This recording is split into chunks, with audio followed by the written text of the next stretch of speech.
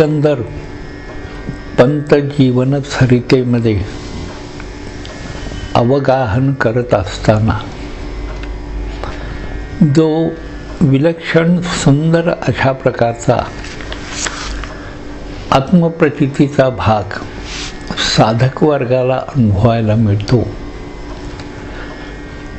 त्याच्यावर जर आपण विचार केला तर त्याचं प्रमुख कारण जर कोणतं असेल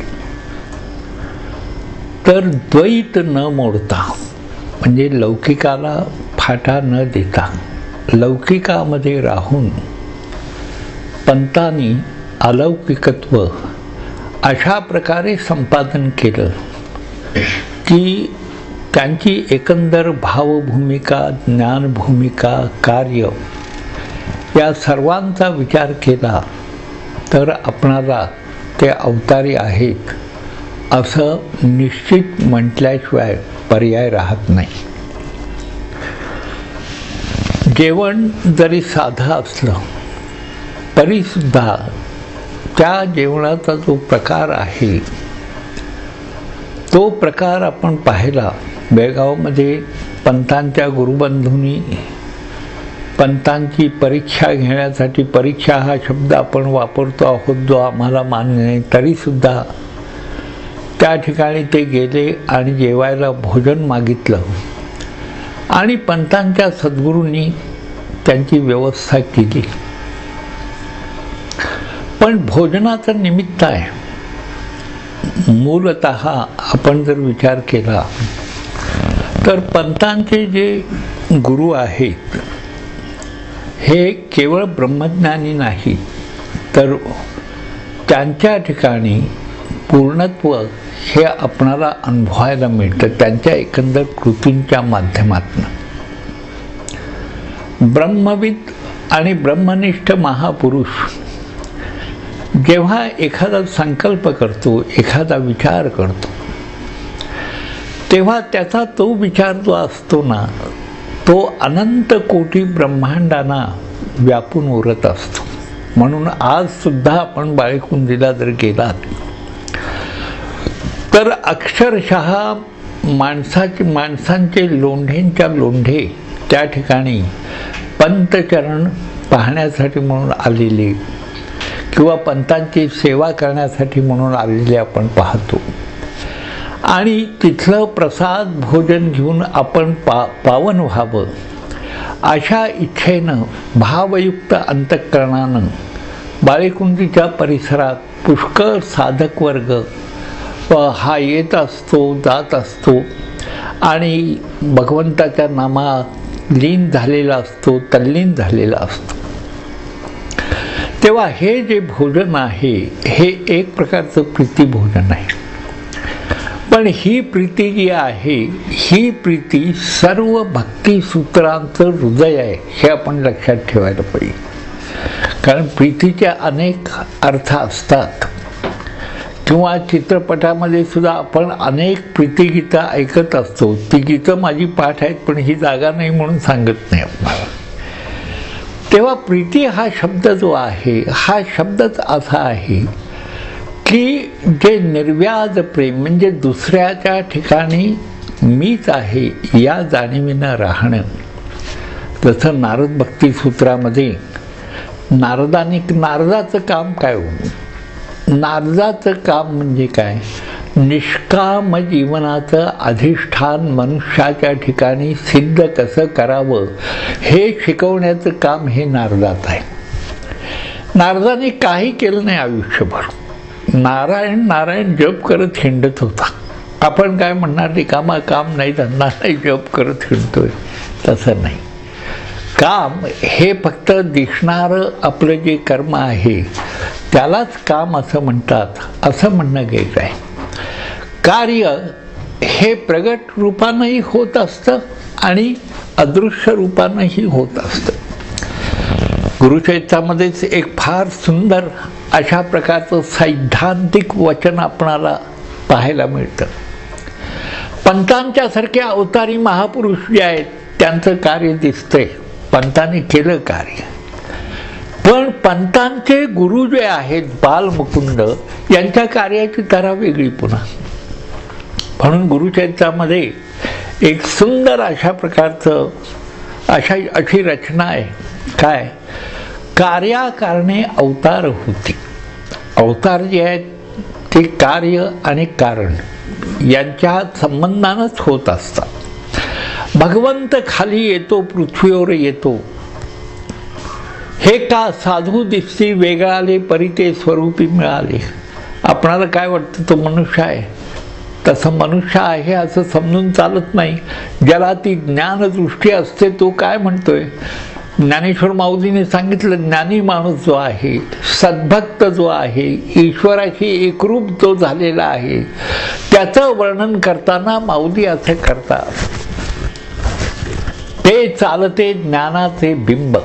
म्हणजे चालतं बोलतं ते प्रत्यक्ष ज्ञानच आहे. तयाचे अवयव सुखाचे कोंभ. आणि त्याचे अवयव म्हणजे शरीर कसं असतं, सुखच देतं. त्याच्या जवळ बसल्यावर आपणाला सांगतो, काही वेळा काही माणसांच्या जवळ बसल्यावर उगीच बरं वाटतं. आता हे उगीच बरं वाटणं का आहे, याला आपलं डोकं चालवून वाटेल तसे विचार त्याच्या मागं लावायचे नाहीत. मी जे बोलतोय त्याच्या मागं. पण उगीच बरं वाटतं याचं कारण काय, तर त्या ठिकाणी सत्तत्व जे आहे ते खऱ्या अर्थानं कुठंतरी कार्यरत झाल्या कारणानं आपण त्याला व्हायब्रेशनचाच म्हणतो. हल्ली काय आहे की वेगवेगळ्या पद्धतीनं वेगवेगळे विचार व्यक्त व्हायची पद्धत आहे. लोक काय म्हणतात, स्पंदन म्हणताना पुष्कळ काय होतं ते अवघड वाटतं.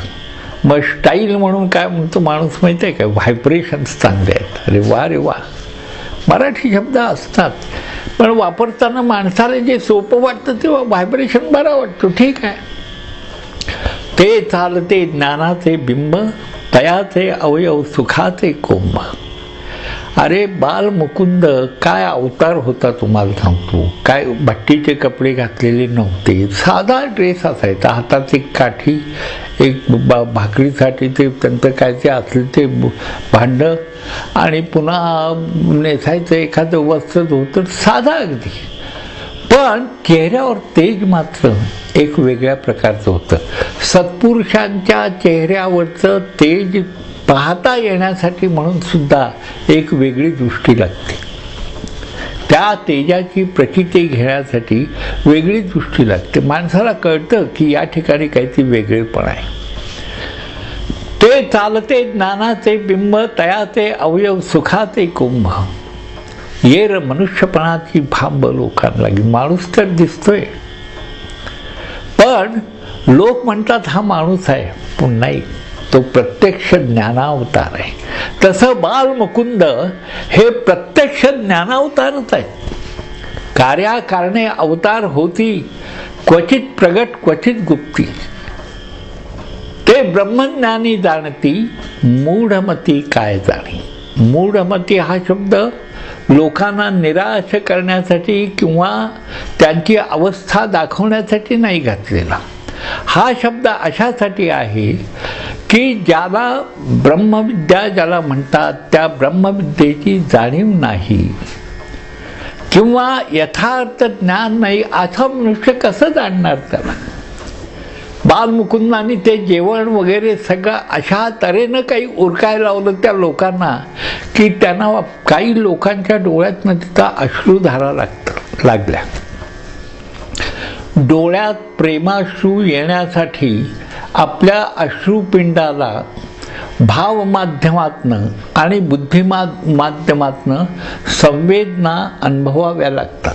त्याशिवाय अश्रू डोळ्यात येत नाही. सहजासहजी डोळ्यात दुःखाश्रू असतात, आनंदाश्रू असतात, नकराश्रू असतात, प्रेमाश्रू, अश्रूंचे सुद्धा अनेक प्रकार आहेत. पण इथं बालमुकुंदांचे जे भक्त होते त्यांच्या डोळ्यातनं गंगा यमुना व्हायला लागल्या. गंगा यमुना अश्रू व्हायला लागले असं का मानायचं नाही, तर त्या निमित्तानं गंगा यमुनेचं नाव आपण घेत असतो. प्रत्येक गोष्टीचं उदात्तीकरण किंवा आपल्या अनुभवाचा परमार्थ हा विषय व्हावा यासाठी म्हणून अनेक गोष्टीवर अनेक प्रकारचे आरोप केले जातात. तीर्थसुद्धा आपण सकाळी आंघोळ करताना जर म्हटलं गंगेचं, यमुनेचं, नर्मदेचं सगळी नावं घेतो. भारतवर्षाची उत्कट परंपरा किंवा दिव्य परंपरा जर लक्षात घेतली तर त्या ठिकाणी आपल्या सांस्कृतिक ठेव्याचा जर विचार केला तर आपल्या संस्कृतीनं या नद्यांच्या पाण्याला फार सुरेख रीतीनं जपलेलं आहे किंवा नद्यांच्या पाण्याविषयी सुरेख असे प्रगल्भ विचार केले.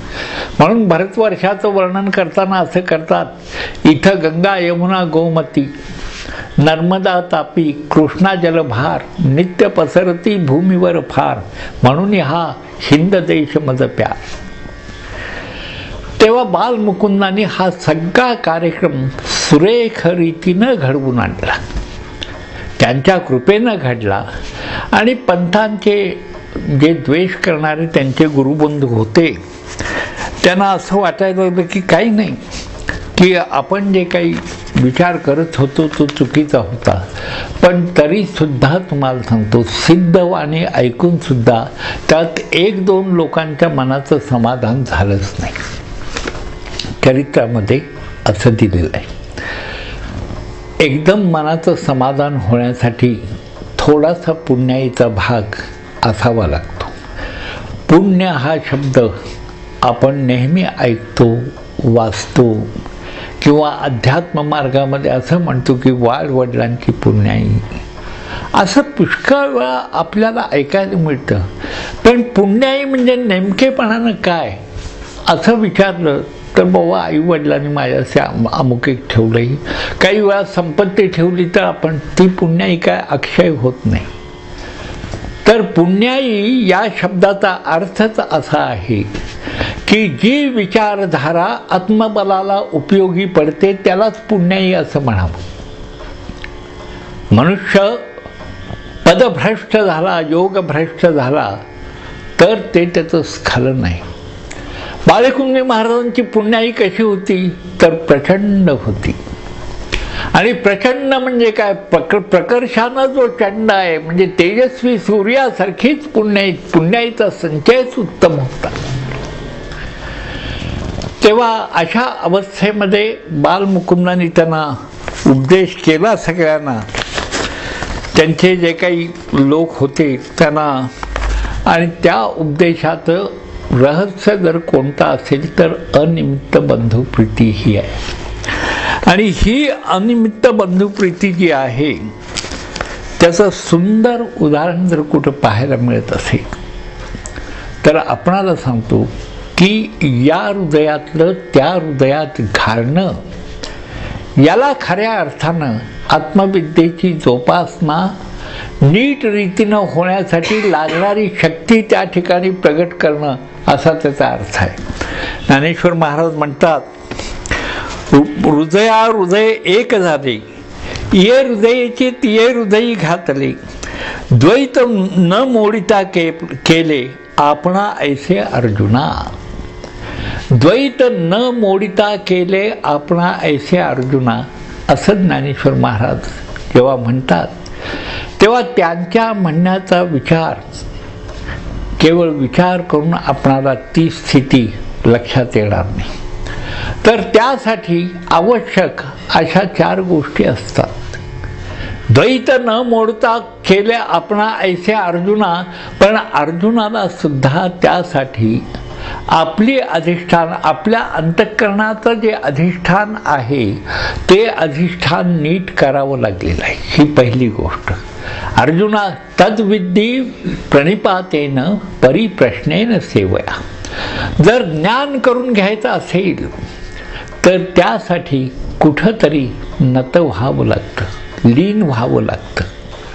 आणि लीन होऊन आपणाला जो बोध जो आहे तो बोध आपल्या अंतःकरणात उतरावा अशी इच्छा व्हावी लागते. हा दुसरा भाग, इच्छाशक्तीचा वापर हा दुसरा भाग आहे.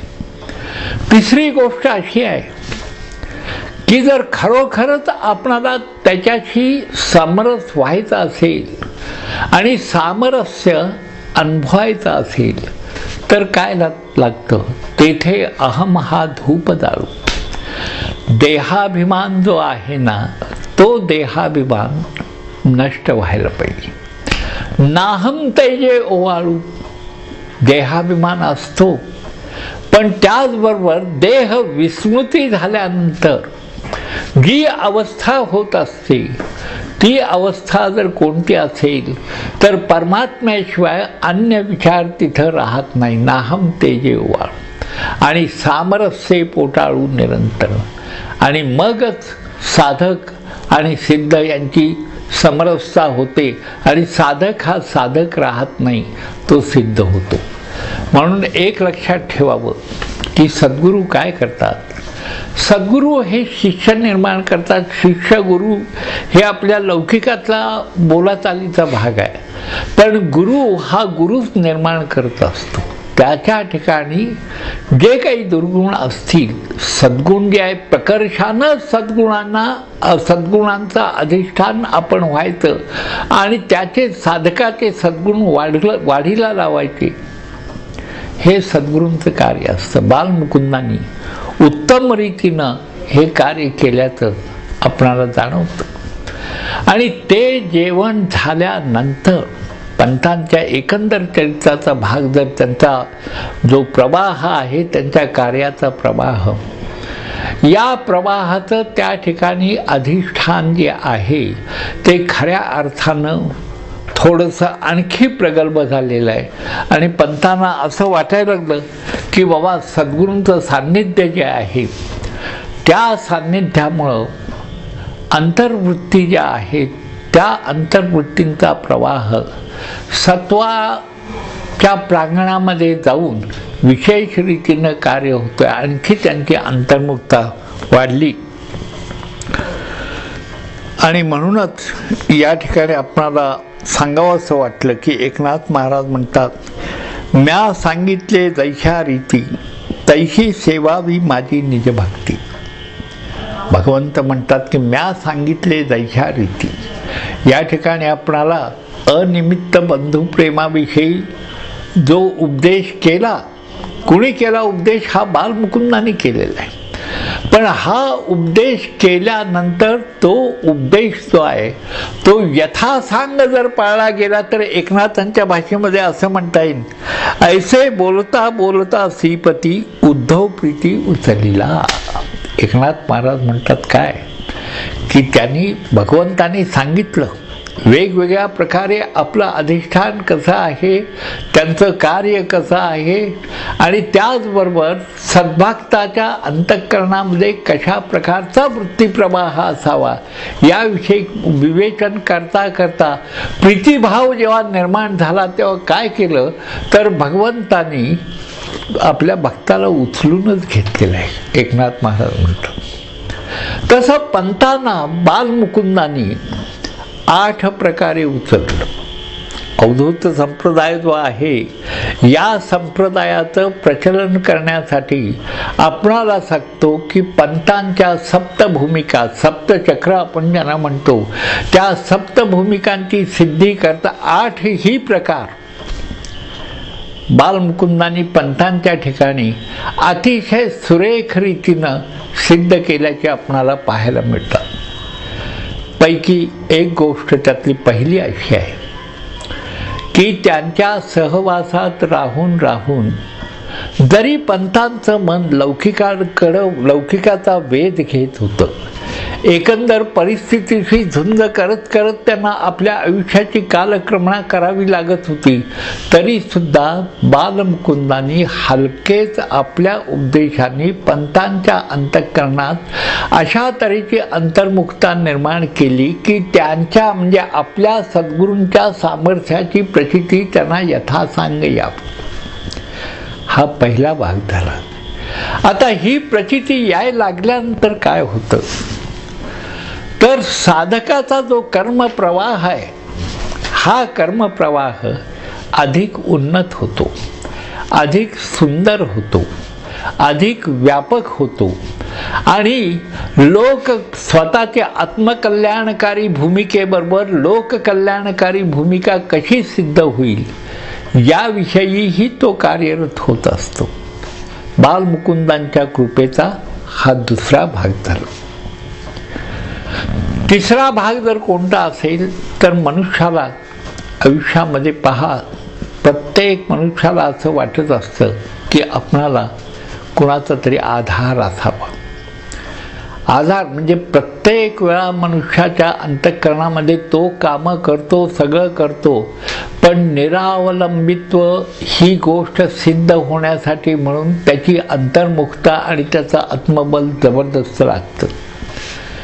बालमुकुंदांच्या कृपेनं पंतांचं आत्मबल तसं होत चाललं, म्हणून त्यांना लोकांनी त्यांच्यावर टीका केली तरी त्या टीकेचा फारसा त्यांनी विचार केलेला कुठं आढळत नाही. कारण का टीका आणि प्रतिटीका यांना ज्या स्तरावरनं तोंड द्यायचं तो स्तरच पंतांनी बदलून टाकला आपला. आणि त्यांनी काय केलं, आपलं आत्मबल असं काही वाढवलं की ज्या योगे लौकिकातला म्हणजे द्वैत जे आहे ते द्वैत कमी बोचेल. पूर्ण बोचणार नाही असं मी म्हणणार नाही, तर कमी बोचेल. हा अभ्यास आहे, प्रयास आहे. आपण सुद्धा काय असतो, लहान मुलं एकदम चिडतं, जरा मोठं झाल्यावर आणखी सहन करतं, आणखी मोठं झाले त्याच्या अनुभवावर त्याची सहनशीलता वाढते. संतांची सहनशीलता उत्तम असते याचा अर्थ संत दुर्बल असतात असं नाही. तर संतांचं जे बल आहे त्या बलाचं नाव आत्मबलाचं आहे. आणि हे आत्मबल जेव्हा कार्यरत राहतं तेव्हा त्यांना न बोलताही इतरांना दुर्बल करण्याची क्षमता आपोआपच त्यांच्यामध्ये निर्माण होत असते. आता पहा, बाळकुंडला येणारे लोक जे आहेत पुष्कळ विद्वान लोक असतील, वेगवेगळ्या डिग्र्या घेतलेल्या असतील, वेगवेगळ्या खात्यामध्ये कार्य करणारे असतील, पण प्रत्येकाला असं वाटतं की पंत हे माझे आहेत, मला त्यांचा आधार आहे. माझ्यात जर काय कमतरता असेल तर त्या कमतरतेवर इलाज जर कोणता असेल तर पंतांची कृपा हाच इलाज आहे. ही सद्गुरूंची देणगी आहे. हा तिसरा भाग झाला. चौथा भाग गुरुकृपेचा अत्यंत महत्त्वाचा भाग आहे. आणि तो भाग असा आहे की साधक जो असतो, सद्गुरूंची कृपा झाल्यानंतर त्या साधकाची जी वाणी असते ना, ही वाणी असा काही आकार घेत असते, त्याला अमृतवाणी असं म्हणतात. म्हणजे ती वाणी विसरतच नाही. आपणाला एक सांगतो की आता टेप करायच्या सगळ्या गोष्टी विज्ञानामध्ये आहेत, पण चित्ताच्या स्तरावर गेलेल्या गोष्टी लवकर नाहीच्या होत नाहीत. कालच मला एक फोन आला होता, वृद्ध एक बाई आहेत, त्यांचा फोन होता. त्या म्हणल्या रामाचं नाव मी घेते पण माझी लहानपणची एक मैत्रीणच मला दिसते, असं का व्हायला लागले? याचा अर्थ म्हणलं तुमचं नाव उत्तम चाललेलं आहे. कारण असं आहे, ज्या वेळा नामातनं चित्त शुद्ध व्हायला लागतं, सूक्ष्म व्हायला लागतं, तेव्हा भगवंत म्हणतो आता तुझ्या चित्ताच्या स्तरावर मी जरा बैठक मारतो. मग काय होतं, तिथं आत जे बसलेले असतात ते बाहेर पडायला बघतात, ते दिसायला लागतात. तो त्या प्रतिमा हा योगाचा सिद्धांत आहे. योगशास्त्राचा अभ्यास करावा. म्हणून पतंजलीने सुद्धा म्हणताना असं म्हटलं, योग चित्तवृत्ती निरोध, चित्तवृत्तीचा निरोध. या ठिकाणी निरोध चित्तवृत्तीचा कोण करतं तर सद्गुरुनाथ महाराज करतात. साधक फक्त त्यांची आठवण त्यांनी करायची आहे.